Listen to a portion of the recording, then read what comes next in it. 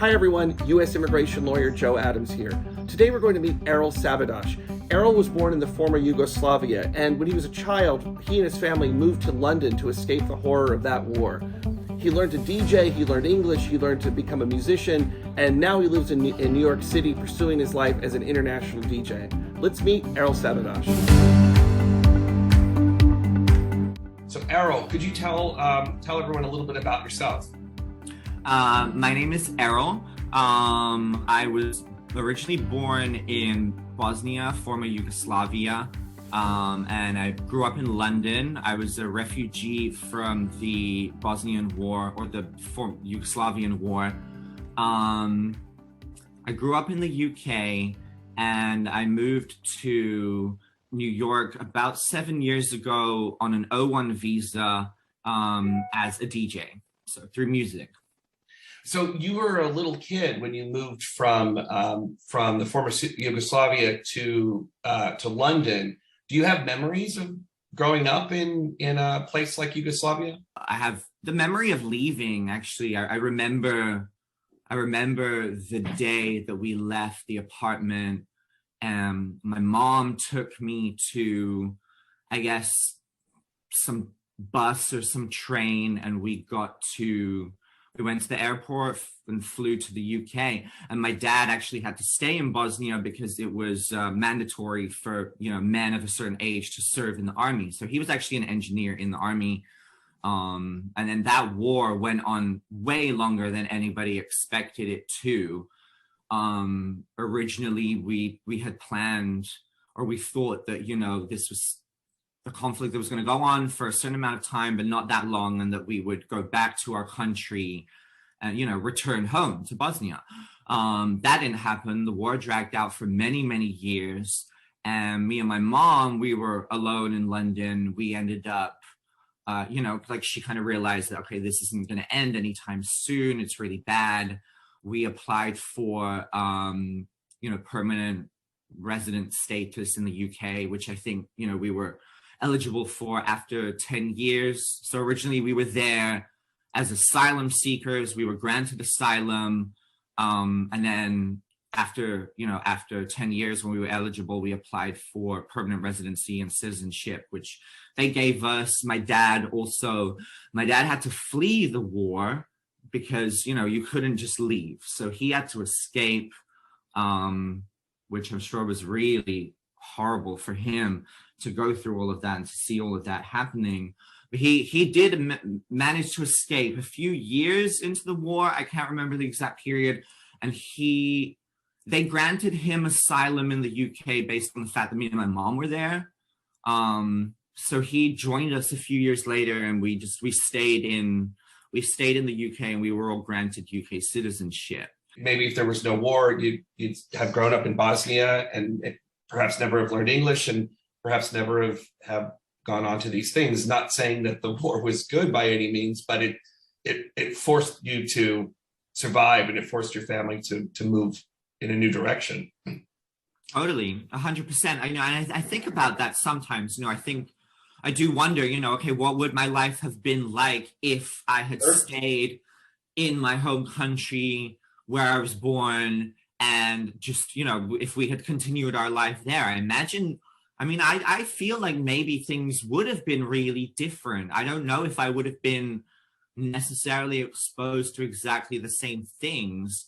I think I probably would have had a lot of the same interests and stuff like that, but certainly going through an experience like that really changes your outlook on things, and it really shapes the way that you look at the world, and it shapes your own personality and mind. So, going through that experience was very stressful for me, even though I wasn't at that time fully aware of the intricacies of the situation. I just knew something bad happened. We had to leave, and now I have to start this new life. And as a kid, you kind of just still want to do kid stuff. So, you're not really like dwelling on the ins and outs of the situation or like the politics behind it, but it was extremely traumatic. And I think you know, the trauma of going through that experience definitely gave me a lot of depression, anxiety, and it definitely made it difficult for me to do certain things. I don't know, like I think it made me quite insecure, actually. Because I like, when I was younger, I never wanted to talk about it. I felt embarrassed to have gone through that, which is like such a weird reaction to have. Well, that's actually a pretty typical sort of immigrant kid scenario. You know, the first generation or the little kids who move with their parents will oftentimes be embarrassed of their parents who don't speak the language of the new country and don't know the customs and maybe don't have the same, you know, majority religion. They'll feel like a fish out of water a little bit. I want to move ahead to your career in music. You know, sometimes I think music producers kind of get their start with just with a keyboard or with a computer. How did you decide to like sort of create music? We would have group music lessons in school, you know, from when I was like around the age of 7. And I mean, it was very basic, you know, it was us sitting around in circles and probably like swapping like basic percussive instruments, and a teacher kind of like giving us, you know, a basic introduction to like the idea of music. It's not like I was sitting there like playing Mozart or anything, but I don't know, I enjoyed that. I enjoyed the group music lessons in school. And, you know, maybe because I couldn't speak the language as well as everybody else, I think music for me was a way to express myself without, you know, speaking or without, you know, needing to talk to people.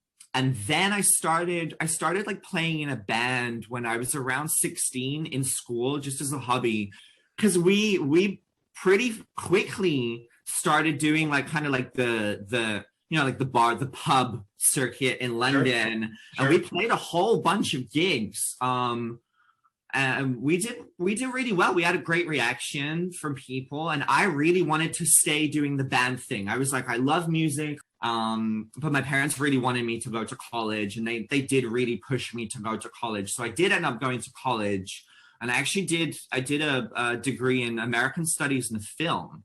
So kind of, I think that influenced my move to America too.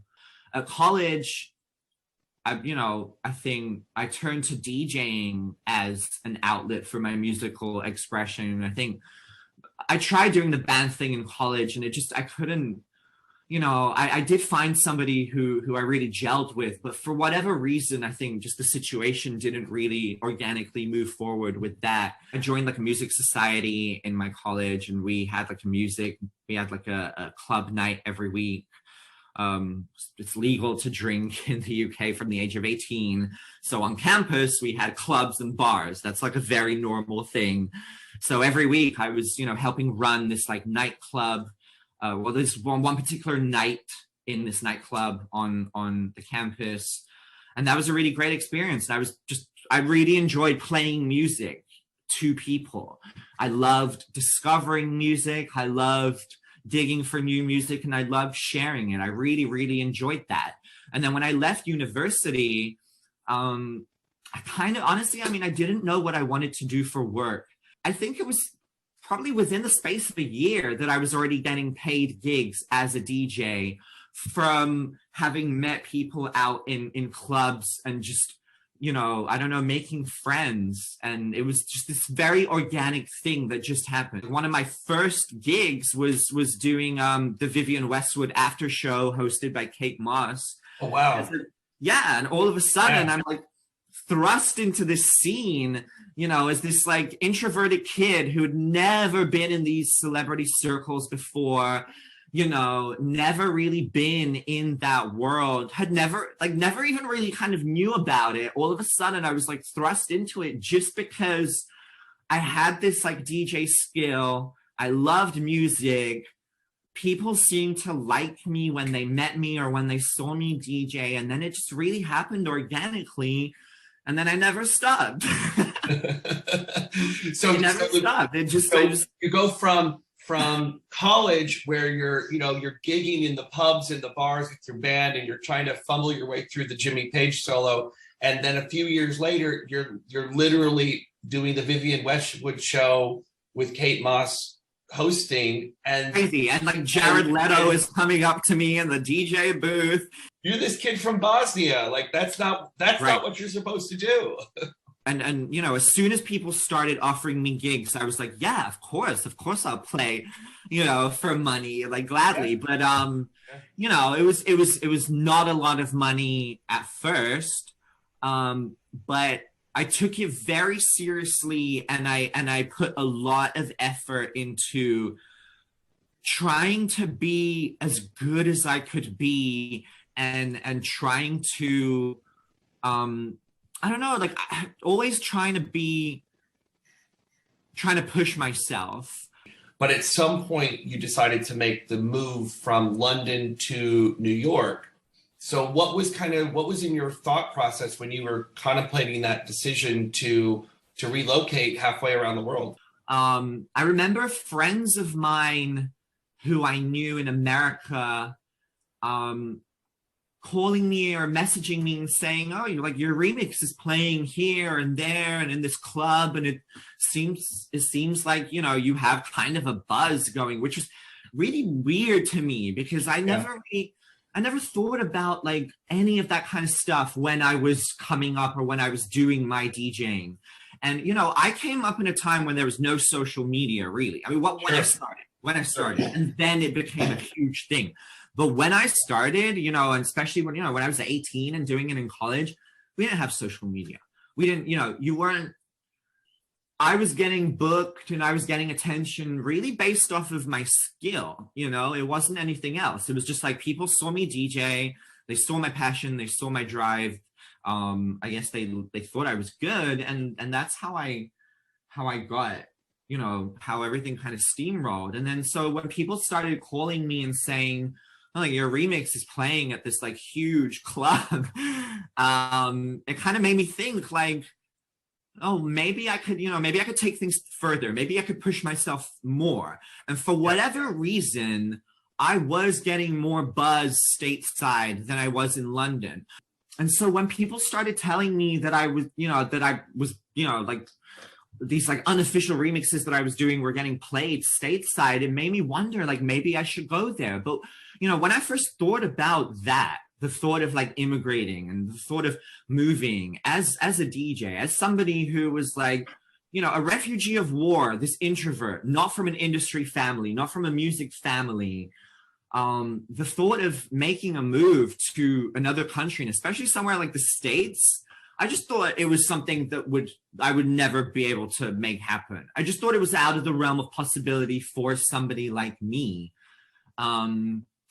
And it wasn't until I found out, you know, that people I knew and people that I was DJing with had acquired visas and managed to get work in America, that I, you know, thought, oh, well, maybe I can do this, you know? Because in my head, I thought, okay, you have to be on like Rihanna level or like Lady Gaga level, or like, you know, somebody like Calvin Harris, you know, if you're a DJ, to move to another country, especially a country like America. And I just thought, you had that kind of a fateful conversation with another DJ in London, didn't you? Yeah, so so the whole catalyst for my move was because of Jody Harsh. Sure, Jody Harsh, legend, fabulous, legendary drag DJ.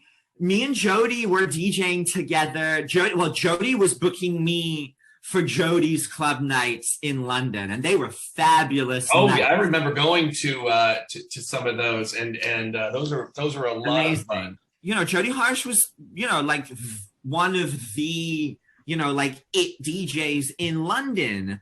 And then, you know, when I found out that Jody Harsh had got an O1 visa and was able to go and work in America, I remember having a conversation with her, and we, you know, she was kind of like, well, she was like, oh, you're doing all this music stuff, you're getting all this traction, like, that's really good, like, you should use that. And And I was like, what do you think about like me trying to move to America? And Jody was like, you can totally do it. Like, I did it. Here's my lawyer's contact, like speak to him. And the lawyer was you. And so and the rest is history, right? I remember calling you and just not having any clue of how this process would go, other than that Jody Harsh had done it and encouraged me to at least speak to you about it in order for me to understand how the process might work.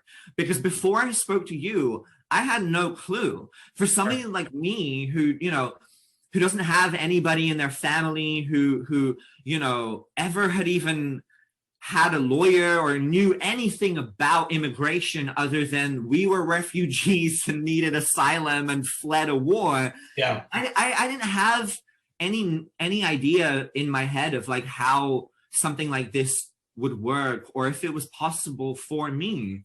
And Jody really encouraged me and like opened, the door in my mind to that possibility.